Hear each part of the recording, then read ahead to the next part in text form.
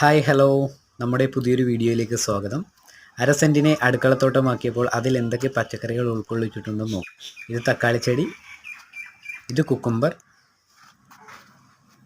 പച്ചമുളകും കുറ്റിപ്പയറും നമ്മൾ ഇടകലർത്തിയാണ് വെച്ചിരിക്കുന്നത്. ഒപ്പം കുക്കുംബറുമുണ്ട്. ഇത് 2 ചുവട് വള്ളി പയറാണ്.